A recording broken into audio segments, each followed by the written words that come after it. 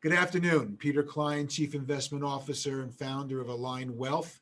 I'm here today with two friends of the Sustainable Responsible Investing Protocol. I say hello to Richard Perl of Terracycle and Jay Lipman of Ethic.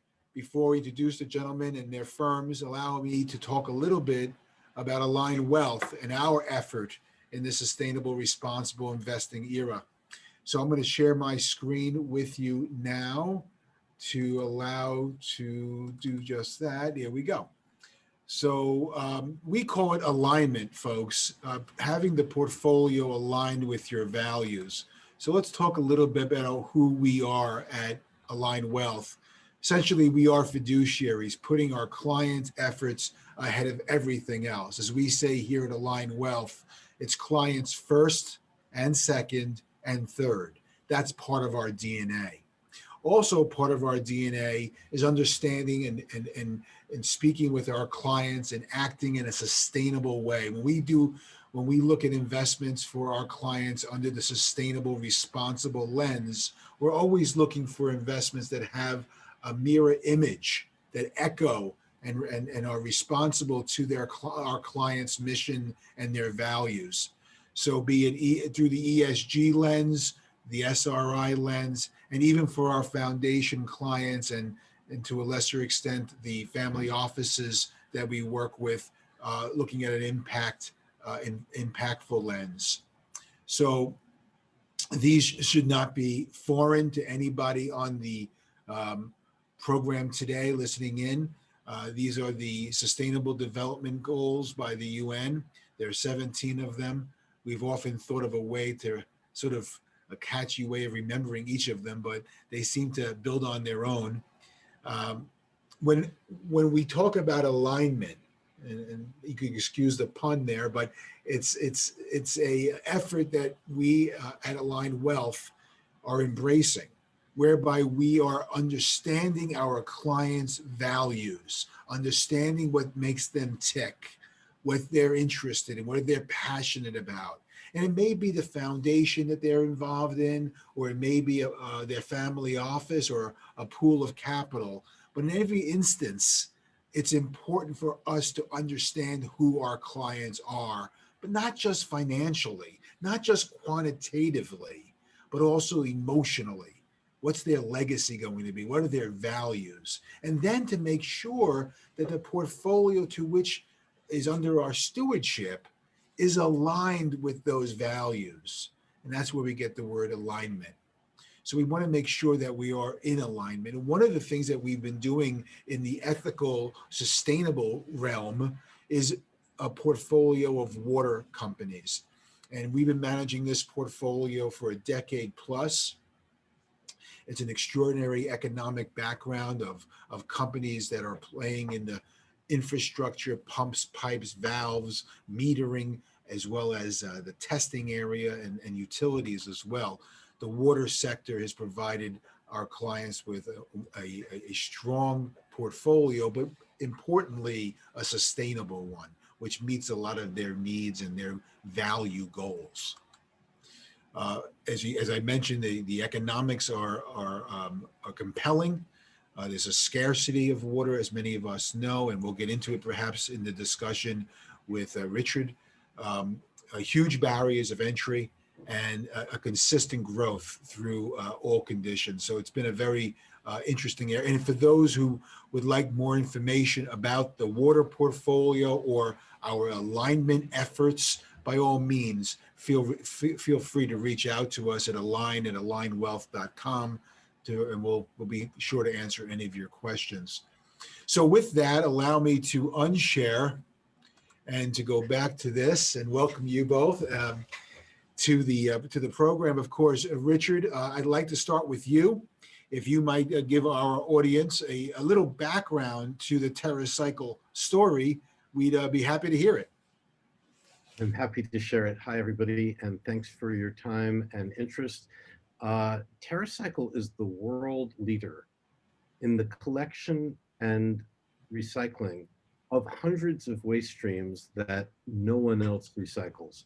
We're talking pens, toothbrushes, candy wrappers, juice pouches, lipstick, mascara, coffee capsules, contact lenses, cigarette butts, dirty diapers, and on and on.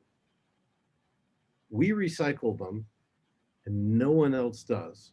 The only four things that get recycled are glass, paper, water bottles, and beer cans. And the reason why is you can make money collecting, sorting, and recycling those things and selling them. You sell them because it's cheaper to make new from recycled than virgin. That's the case with glass, the case with paper. But with a pen, it's cheaper to make new from virgin. What do you do with the old? Put it in a pile called a landfill or burn it, sometimes called waste to energy. And what's really interesting is that we make money collecting, sorting, and recycling what no one else makes money collecting, sorting, and recycling, but loses money doing. How? We get someone to pay us. We don't just look at the value of the material, which a waste management company does. We get the brands that make it. I'll show you some pictures that might help here. So hopefully my screen. Yeah, I can see it. Yeah. Great.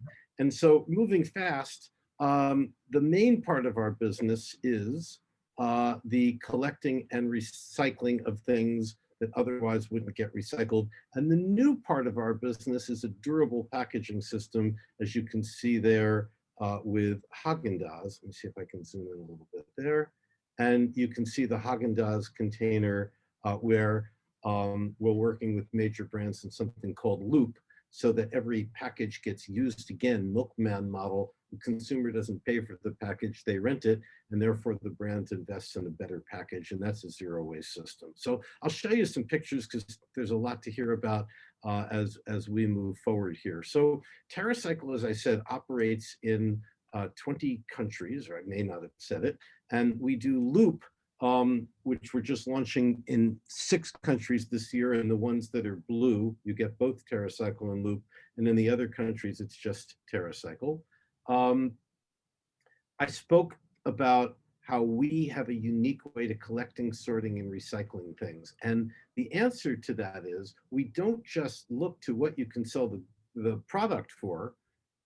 Most things other than glass, paper, water bottles, and beer cans don't fit that model, so they don't get recycled. We say, what does it actually cost? So if it costs the number 10, hypothetical number, to collect, sort, and recycle, and the value of the material is a 6, no one else would touch it. We touch it because we say you need 6 and we need to margin on the process, and that's what we charge our clients. I'll show you who our clients are in a moment. But then we deliver to the clients, whether it's L'Oreal for beauty care or Colgate for oral care, a return on that spend, because most consumers care about the environment these days, and they're happy to patronize the brands that provide a recycling solution. So that's how we price that Terracycle project that, as I said, works around the world. We have different mechanics that you can see featured here for different waste streams. And more specifically, who are our clients? You can see over 600 partnerships with major brands and retailers. Over 130 of them at this point are over $1 billion in revenue. And ultimately, between people who buy boxes from us that are empty and fill them with specific waste streams, in other words, not paid for by brands, and then the ones that are paid for by brands, we have over 40,000 clients. The brands pay for national programs. We drive activities here. We're in the press generating 40 articles a day, worldwide. We're award winning, and simply put, there's a lot more to say, but that's the Terracycle business. And again, our name and logo is on lots of packages worldwide, and we have all kinds of promotions in store that bring people into the store for collecting things, and then contests and awards, including, as you can see here in the bottom, in Japan. Here we collected aerosol bottles and made bicycles from them in Germany. So that's that. Now, the next piece of the story is Loop. And Loop, as I said, is the beginning of the end of disposability, the return to the milkman model where there's a better package solution. The neat thing is that the milkman existed before it was wiped out in the 1950s, when people were, when the message was liberate mom from washing, use once, discard, repeat. And in the sustainability world, we know that means extract, manufacture, use once, discard, repeat. Extract, manufacture. And what's most important to get from this is that originally the milkman owned the package and so did the manufacturers. They built it to last because they'd get more uses out of it. When we moved to single use, it was the consumer who owned the package. And from the perspective of the manufacturer, that package became a cost of goods sold. And how do you make more money from a cost of goods sold? You make it cheaper. And that's why there's so much cheap waste that no one else can afford to recycle. And we can, because we engage the manufacturer. Now, here comes the fun. If you look at Loop, you can see an Axe container today. These are hypothetical numbers, but they're each a bit cheaper. But what I would say to you is, after 30 uses, you can pay $3 for a package if the package was costing 10 cents. And then it really comes down to the cost of cleaning, which comes down at scale. And just to give you a sense of what this is kind of looking like, we have major brands and major retailers. I'll come to that a little bit more in a minute. And people pick them up at retail. It's not in the retail stores yet. It'll be in Kroger's on the West Coast and Duane Reade on the East Coast, which is Walgreens, starting this year and growing. Tesco in the UK, France, it's Carrefour, Japan, the largest retailer, their EN, all rolling out in the coming months. But 50 stores, 100 stores, then 200 stores. It'll take some rolling out in the coming years. Major brands, major retailers, and we're very excited about where this can lead. Here's just a sample of some of the packaging that's coming. People prefer not to waste. They don't want to own, from ice cream, a piece of cardboard with plastic on the inside. But in the interest of time, you're getting a sense of it. There's a way that it works so that the package gets cleaned by us, and we outsource that principally to Ecolab. So companies like Nestle will feel very comfortable putting their ice cream back in it. And here you are in France and Carrefour, largest retailer there, where people can return their empties and get their deposits back. This is opening in Japan shortly. And so it's a major sustainability system that's coming to the world. And I'm going to stop there and say the following. We're a company that focuses on waste and bringing innovation to waste. Our motto is to eliminate the idea of waste. And we've been fortunate to know Peter and ALINE Wealth and have our story be part of his story. And at this point, I turn it back to you, Peter. Thank you, Richard. That's great. What a story. What a company. We're really interested in getting into the weeds there a bit more. But first, let's speak with Jay Lippman, president and founder of Ethic. Ethic is powering our efforts at ALINE Wealth in our sustainable and responsible investing. Jay, you got a great story. Why don't you tell us? Take it away. Honestly, before we talk about Ethic, I'm, someone that's obsessed with sustainability. I'm, fired up after seeing that presentation. Yeah, Loop is something. It's amazing. I mean, we're huge fans of Terracycle and always have been. I think that what you're doing with Loop is one of the most innovative things. So hopefully we can talk about that more later on as well. But, to bring it back to myself briefly, Jay Lippman, one of the 3 co-founders and president here at Ethic Investing, on the kind of detail side, we are a separately managed account provider that creates personalized equity investments that reflect the values of our clients. And when we founded the business, we did so realizing that ultimately everyone has their own values. Right? Everyone believes unique things and everyone prioritizes different issues based on what they see in the news, their childhoods, different things that matter to them, whether they care about animal rights, whether they care about the climate, human rights, gender equity, racial justice. And we wanted to build a technology that allowed people to engage with what it is that they prioritized, what it is that they really valued, and then have that reflected in their portfolios. And that's obviously reflected in a lot of the work that we're doing with you, Peter.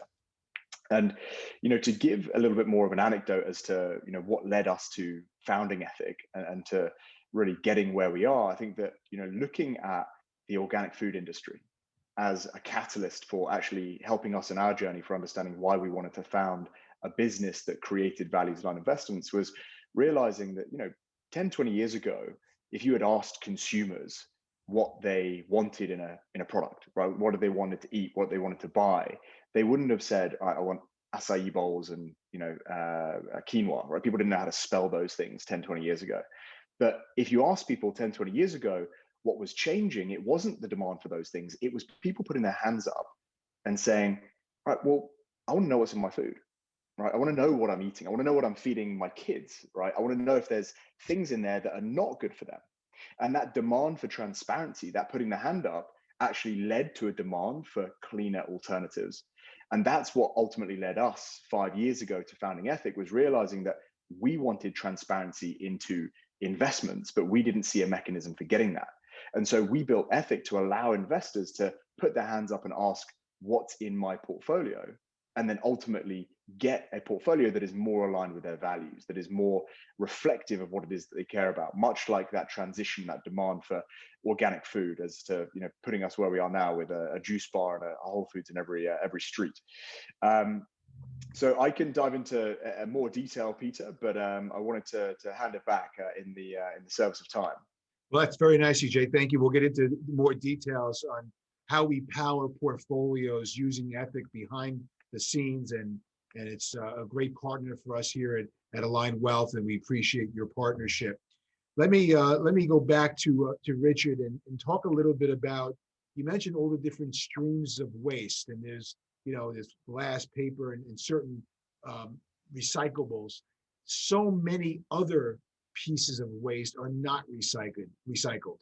So again, the question then is begged, where do those, you know, where do they go? And I suspect I know the answer, and it's not a good environmental you know, response, but it is what it is. I suspect that Terracycle is looking to change that and looking to reduce the amount of waste going into landfills. Well, your suspicion is correct, but let's begin by noting that things are made so cheap that people cannot afford to, you know, no one can afford to collect and recycle pens, toothbrushes, candy wrappers, and all the other things that we throw out every day, unless someone wants to pay for it. And most people would like waste management to be, I'm holding a pen, but there you go. But it's not as, people don't want to pay for the disposal of their pens. Most people don't. They want it to be free. And pens would have to be made differently for them to be made to last and then be 100% recyclable. That's what we're working on with Loop. The idea is not to have a linear economy, extract, manufacture, use once, discard, repeat, but to move into the world where everything is made to be used again, cleaned, used again, cleaned, and then at the end of many lives be recycled. Now, if this pen were made of gold, no one would toss it. But there's not enough value put in to bring it back. And whether with more value, as you would get, say, in that Haagen-Dazs container I showed you, you would get a better package. Generally, it's the case. And there's more luxury in a package that is made of glass or made of better materials than the cheapest thing you can find and that you throw out. And the only reason it's there is because it's cheap and it's light. So our systems need to change. But right now, there's the incentives to change are being driven by the demand for sustainability. And you asked where it goes. Well, listen, landfill is not a great solution. It is better than the oceans. The worst thing is that so much of our waste, it's been estimated more than 20% of the waste globally, not flowing from developed markets, but we created the Terracycle Global Foundation. We're pulling out metric tons every week of waste from Bangkok, where it's the last stop before it flows into the ocean. And we're winning awards for what we're doing there through the foundation, which is funded by PepsiCo Foundation, Coca-Cola Foundation, Benioff Foundation, and some private funders. But the point is, the world has no solution, even in the industrialized world, to actually recycle these things.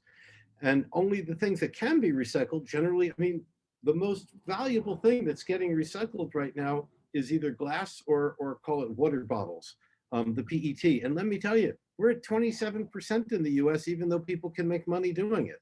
So we need a system where we're not generating the waste in the first time. It took decades to roll out durability and move in disposability. It's going to take some time, but the goal is to get durability to be the rule and disposability to be the exception, and for the world to demand a recycling solution for durability because everybody wants to and feels the imperative to lighten their footprint and move to a zero waste life. And if they have to use an exceptions disposable, make sure it's recyclable.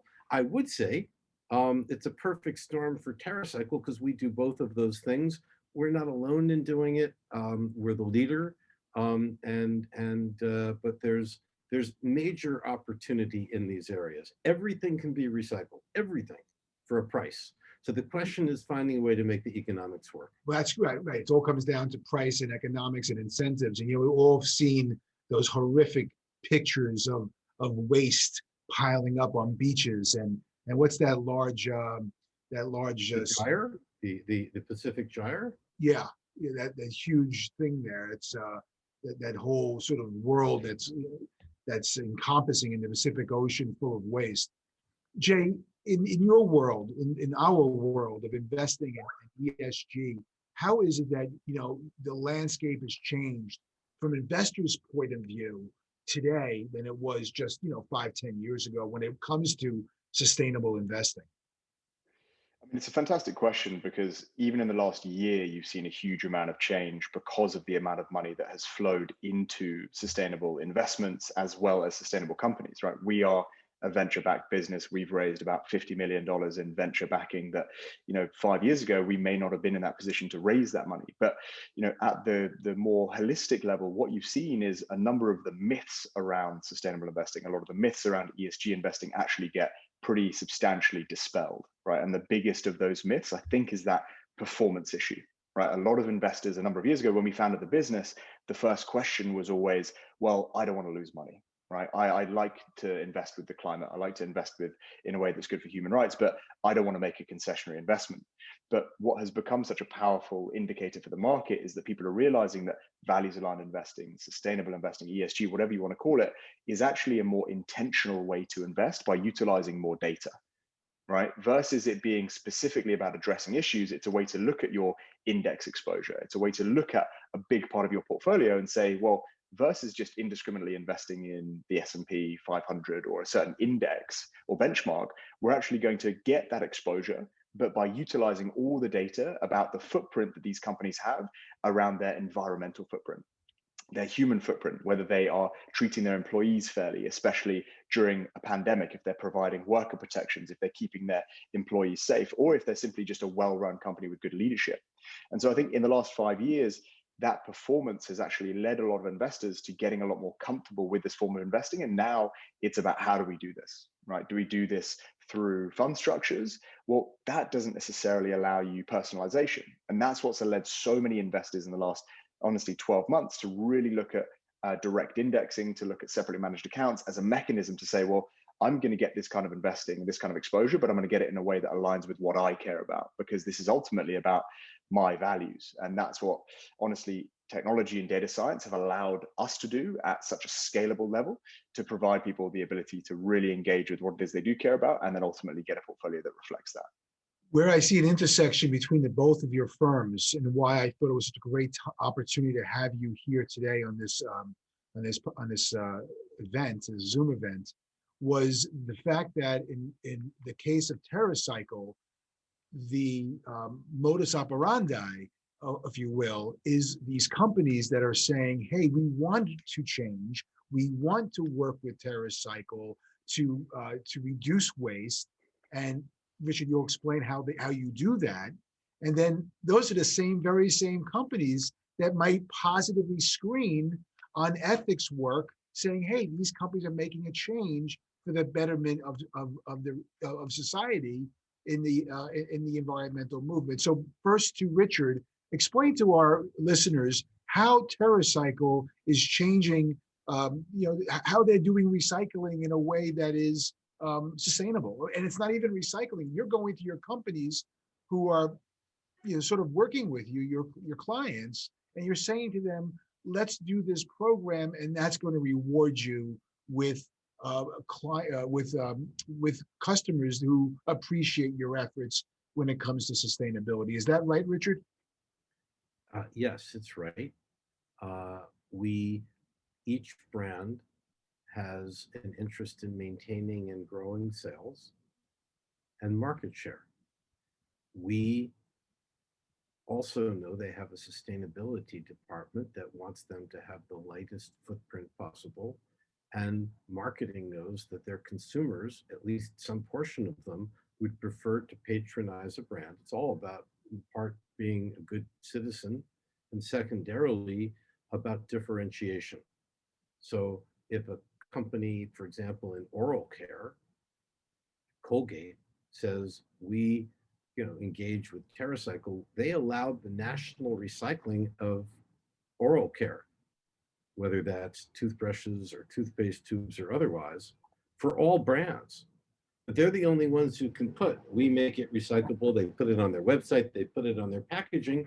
And as a result, they are acknowledged as the ones that are bringing recycling available, not just for theirs, but for the category. L'Oreal for beauty care products, and Bic and Sharpie for, depending on the market, writing utensils, and on and on. So, I mean, once we have the money, we run post-consumer collection programs. We don't own trucks. We use UPS in the US, Royal Mail in the UK, Sagawa in Japan. So common carriers. We build the brands for it. But in the process, the brands are able to communicate to their consumers. And here's another one. If we collect toothbrushes at Walmart, people don't just bring in toothbrushes, they buy things, and not just oral care. What does Walmart want in the age of Amazon? Foot traffic. So what does Walmart do? They reward the brand as in any shopper marketing program with extra shelf space. So in that case, Colgate might have more shelf space. It might sell more toothbrushes or toothpaste tubes than Colgate. And so they're getting the benefit of putting it out there, but they're fundamentally paying us to do the collection, sorting, and recycling program. And it's expensive to pay for UPS, and it's expensive to recycle because you have the value of the material is worth a lot less than the cost of collecting, sorting, and recycling, particularly when you're using UPS in the US, et cetera.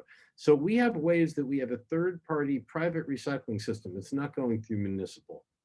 Which is really interesting here, Jay, you'll speak to this, is that now those companies that have on their packaging that they've led to this recycling effort, this collection of it, now might be picked up on your screens, Jay, at Ethic, and say, hey, maybe this is a company whose stock might be more attractive from an investor perspective because they're doing these sustainable things. So it's a very interesting situation. Maybe you could speak to that.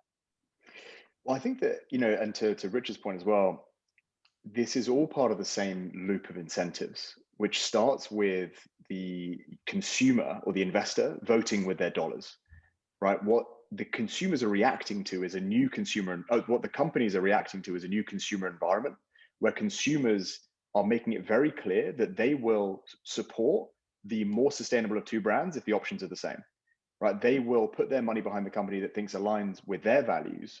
Right. And as a result, the companies are having to respond to that. And you're seeing these first movers do that. And Richard gave great examples, but you've also seen Delta come out and announce they were going to go carbon neutral as the first airline to do so.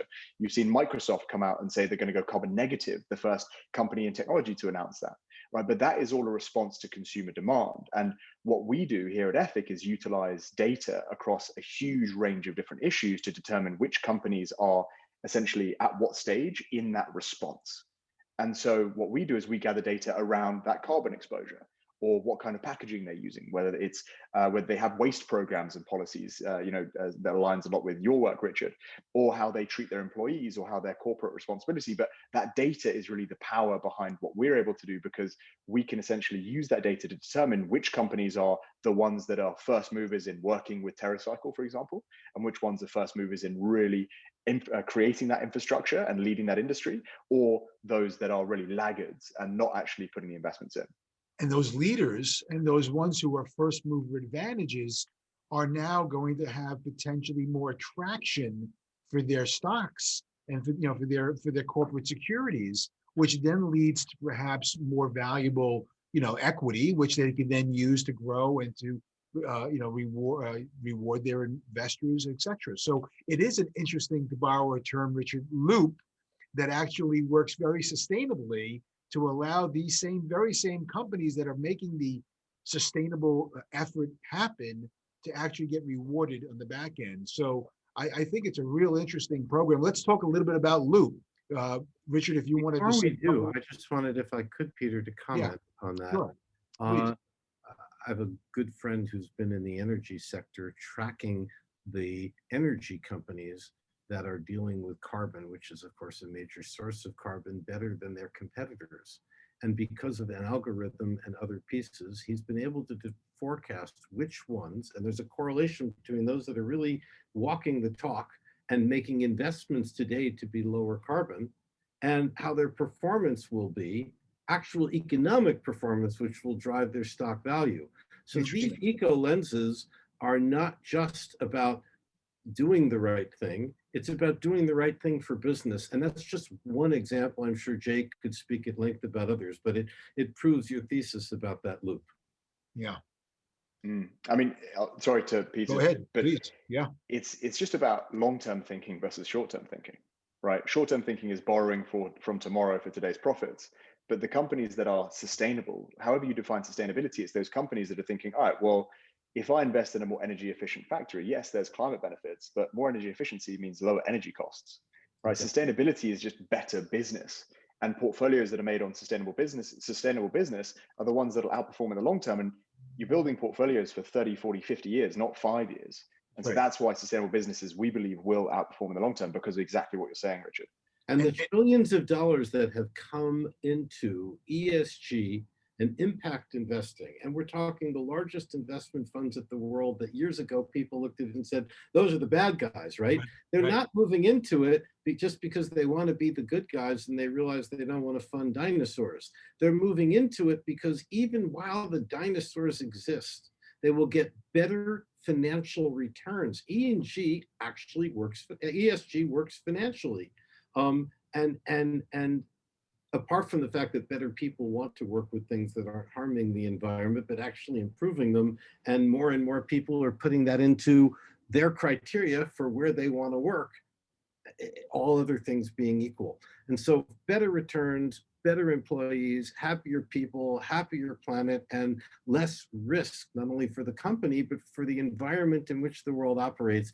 What you're focusing on is demonstrating the wave with real details customized around individuals, investors, priorities, and perspectives. It's really great. What we like to say at ALINE is that we are, our clients who we know intimately well, we understand their values and what makes them tick. They want to be proud of their portfolio. They're concerned at how their portfolio performs, clearly, of course. But they're also very interested in what the companies that are in their portfolio do. They want to be evangelists for their companies. They want to get into it. They want to be emotionally involved in their companies. They want to say, my portfolio has X, Y, Z, and ABC in it, and those companies have done great things to help the world. And that's where we're at right now. So we like to say at ALINE that our clients are as interested in how their portfolio has done as they are in how their companies are doing or what they are doing. And so it's an alignment of interests. It's their values plus their portfolio, big returns, both economically and sustainably for the world to come. So it's a really interesting time. And I just want to thank Richard at Terracycle for his efforts, and Jay Lippman at Ethic for yours and your teams, and all the effort that you've done to help firms like ours provide for our clients the types of portfolios and the types of companies that will make impact for years to come. Thanks very much, guys. I really appreciate you staying here and talking with us about sustainable investing and your companies. I want to thank you again. Appreciate it. Absolutely. Thank you. I'm fired up. This is a great chat. Thank you. Yeah. Enjoyed it very Richard, much. keep up the good work. And you as well. Thanks, guys. Talk soon. Take care. Thank you, Peter.